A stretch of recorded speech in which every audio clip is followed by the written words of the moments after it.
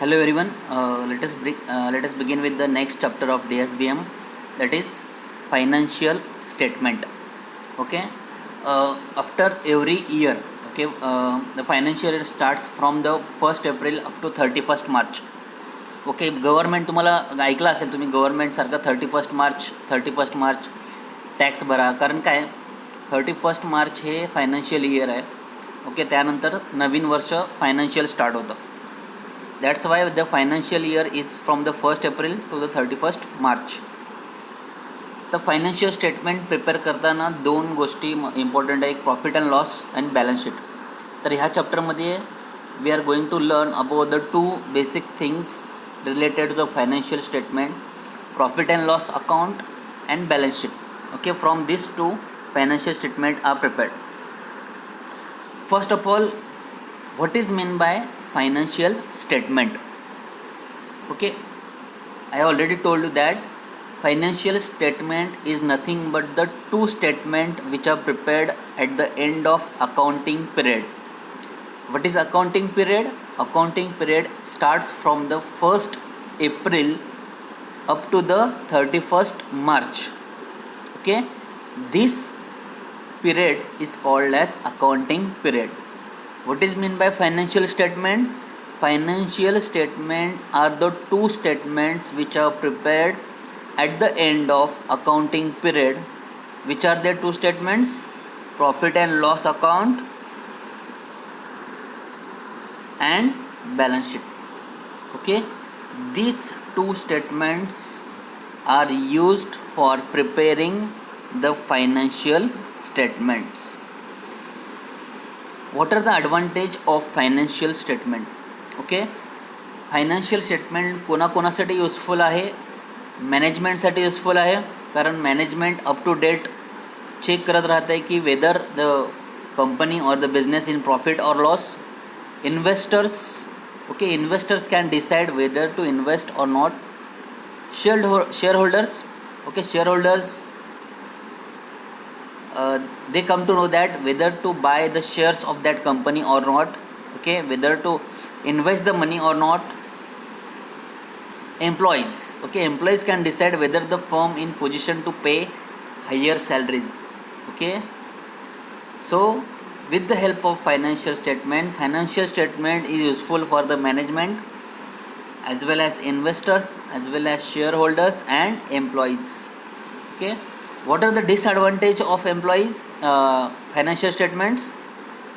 Financial statement is only entering report, it cannot be true. कधी कधी financial स्टेटमेंटमध्ये काय करतात, आकडे वाढवून लिहितात. ओके, कंपनीचं प्रॉफिट जास्त दाखवतात. Financial statement is affected by factors such as fixed assets. Okay, कधी कधी काय होतं की कंपनीची तुम्हाला जागा भरपूर आहे, कंपनीची इन्व्हेस्टमेंट बिल्डिंग आहे, खूप आहे, पण ते काय फिक्स्ड ॲसेट आहे, त्याच्यावरून तुम्हाला प्रॉफिट कंपनी किती त्याची कळणार नाही. तुमच्या इन हँड कॅश किती आहे याच्यावरून तुमचं कंपनीचं रेप्युटेशन ठरतं. फिक्स्ड ॲसेट्समध्ये कधी कधी काय होतं, पैसे गुंतवून राहतात. थर्ड आहे, the quality of statement depends upon the whose prepared it. म्हणजे काय आहे, समजा तुमच्या कोण जवळचं असेल किंवा तुम्ही आकडे वाढून दाखवत असाल. Okay, the records in the finance statements are express in terms of money. फक्त मनी रिलेटेड स्टेटमेंटमध्ये येणार आहे. So these are the disadvantage of financial statements. Next is profit and loss account. The main purpose is to prepare net profit or net loss at the end of financial year of a business.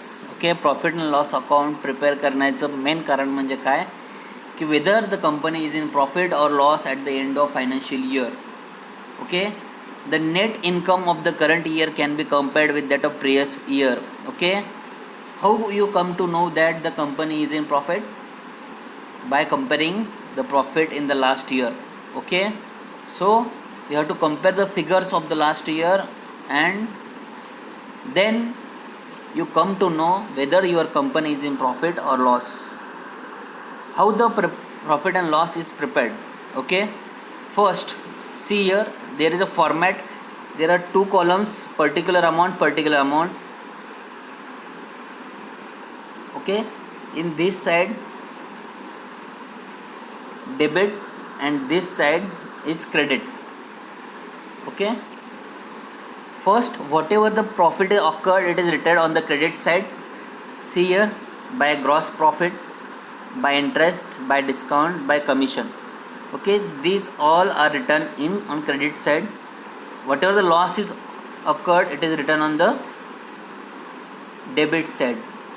To gross loss, to rent, to salary, to wages. Okay, wages means रोजंदारीवरती जे कामं असतात त्यांना आपण देतो. To printing. Okay, so these are consider as a loss. It is written on the debit side. Okay, so याची total करायची, total पूर्ण याची करायची आणि याची करायची. ओके, आणि त्याच्यावरून तुम्हाला कंपॅरिझन करते कंपनी जास्त प्रॉफिटमध्ये आहे का लॉसमध्ये. Okay, by this way profit and loss statement is prepared. See here, the income such as interest received, discount received, commission earned are written on the credit side, and expenses such as rent, salary, wages, printing, stationery are written on the debit side. The grand total on both debit and credit side obtained if the grand total on the debit side is more than credit side shows net loss. Okay, तुम्हाला जर याची total जर जास्त असेल ह्याच्यापेक्षा तर तुम्हाला ते कंपनीज इन लॉस. तर याची टोटल जास्त आहे याच्यापेक्षा तर companies in profit. Okay, next आहे balance sheet.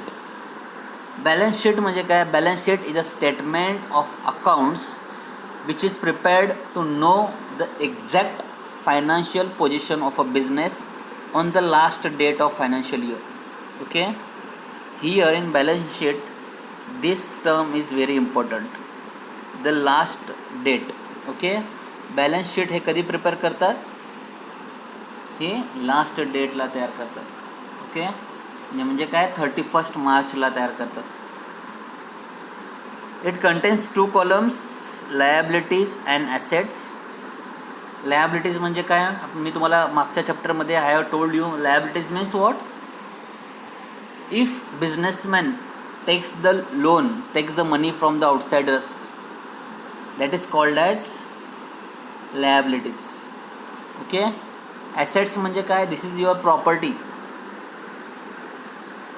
that is called as liability and assets. Liabilities are recorded on the debit side, assets are the recorded on credit side. What are the uses of balance sheet? First, it provides information regarding total amount of money involved in the business. Okay, how much money is invested in the business, it is come to know. Second, it shows the financial position of a business on a particular date. Okay, at the last date of financial year we come to know the financial position of a business.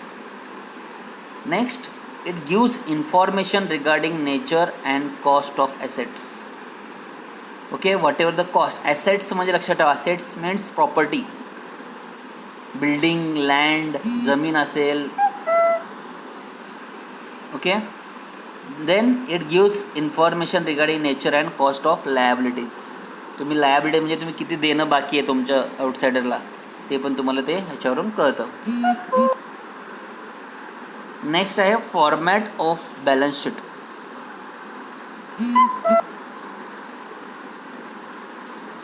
See here, this is debit side, this is credit side. Okay, on the debit side overdraft. Okay, overdraft म्हणजे what means what? Suppose in your account there is a no money in your account, even you can withdraw the amount as per the bank regulation, that is called as overdraft. Drawing म्हणजे काय? तुमच्या business अकाउंटमधून तुम्ही जर स्वतःसाठी पैसे काढला असाल त्याला म्हणतो आपण ड्रॉइंग्स. लोन्स तर तुम्हाला माहिती आहे सगळ्यांना, आणि बिल्स. ओके, हे काय झाले? हे it is on the debit side. आणि हे assets. Okay, liabilities on the debit side, assets on the credit side. Okay, लायबिलिटीजमध्ये land and building, land and machineries आणि फर्निचर्स हे तुमचं काय ॲसेट आहे, property. So balance sheet prepare करताना तुम्हाला लेफ्ट हँड साईडला लायबिलिटीज मेन्शन करायचं आहे, राईट हँड साईडला काय करायचं आहे तुम्हाला? Assets. Okay, see the difference between profit and loss account and balance sheet. First profit and loss अकाउंटमध्ये काय, it gives information regarding net profit and net loss. Balance sheet काय करतं तुम्हाला, हे it gives the information regarding financial position of a business. It is a ledger account, it is only a statement. Okay, ledger account म्हणजे तुम्हाला माहीत आहे की आपण पहिला काय करतो की जर्नलमध्ये एंट्री करतो, कॅशबुकमध्ये एंट्री करतो आणि त्यानंतर तुम्हाला लेजरमध्ये प्रत्येक बुकमध्ये लिहायचं आहे. It is a statement. The words to आणि बाय यूज करतात प्रॉफिट अँड लॉसमध्ये, ह्याच्यामध्ये यूज करत नाहीत कारण हे स्टेटमेंट आहे. It is prepared at the end of financial year. इयरच्या एंडिंगला प्रिपेअर करतात, हे लास्ट डेटला प्रिपेअर करतात. It contains 2 columns. Okay, particular and amount on both and credit debit hand side. It contains 2 columns, liability and assets. It is prepared in bound book, it is prepared in loose sheets. Okay, the balance of account indicates profit and loss account. The total of both the sides of balance sheet are always equal. Okay, so लक्षात ठेवायचं आहे profit and loss account आणि balance शीटमधलं फरक main काय आहे की हे at the end of financial year prepare करतात. हे कधी प्रिपेअर करतात, ॲट द लास्ट डेटला प्रिपेअर करतात. हे स्टेटमेंट आहे. ओके, आणि हे काय, लेजर अकाउंट आहे, अकाउंट आहे. ओके, नेक्स्ट आहे ट्रायल बॅलन्स आणि बॅलन्स शीट. ट्रायल बॅलन्स तुम्हाला मी सांगितले की जे काही रेकॉर्डिंग करतो आपण, ते रेकॉर्डिंग केलेलं ट्रान्झॅक्शनचं केलं बरोबर आहे की नाही, त्यासाठी काय करतो आपण, ट्रायल बॅलन्सचा यूज करतो. ट्रायल बॅलन्स आणि बॅलन्स शीटमधलं फरक काय, ट्रायल बॅलन्स हे स्टेटमेंट आहे की आपण काय करतो त्याचं arithmetically 1 by 1 accuracy of the book keeping entries up to date check करतो. आणि बॅलन्स शीट तुम्हाला आता सांगितल्याप्रमाणे हे स्टेटमेंट आहे which is use to prepared to know the exact financial position of a business on the last date of financial year. Trial balance हे कधी पण प्रिपेअर करू शकतो आपण. It can be prepared at any time. आणि balance sheet it is prepared at the last date of financial year.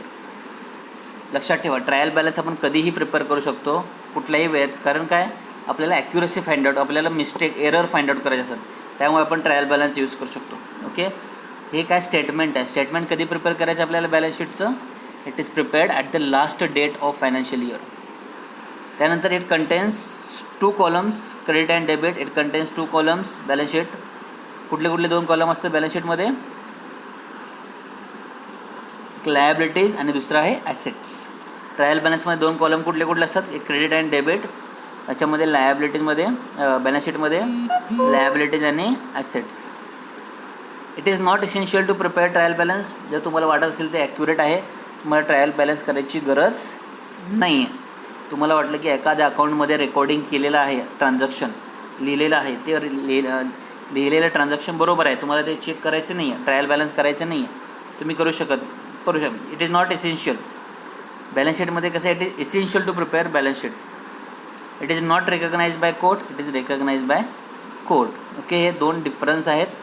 Profit and loss account balance sheet, profit and loss account and balance sheet. लक्षात ठेवायचं तुम्हाला, financial स्टेटमेंटमध्ये तुम्हाला 2च महत्त्वाच्या गोष्टी आहेत ह्या चॅप्टरमध्ये. Okay, only 2 statements are important. First is profit and loss account and second is balance sheet. Profit and loss account, how it is prepared, it contains particular amount on credit and debit side. Okay, जे काय net loss झालेला आहे कंपनीला ते कुठं लिहितो आपण, debit साईडला. डेबिट साईड म्हणजे कुठं असते, लेफ्ट साईडला, आणि क्रेडिट साईड म्हणजे कुठं असते, राईट साईडला. तुमच्या बँक पासबुकमध्ये तुम्ही चेक करा डेबिट आणि क्रेडिट. ओके, 2दा त्यांनी एंट्री केल्या असतात, एकदा डेबिट झालेली एंट्री असते आणि एकदा क्रेडिट झालेली एंट्री असते. ओके,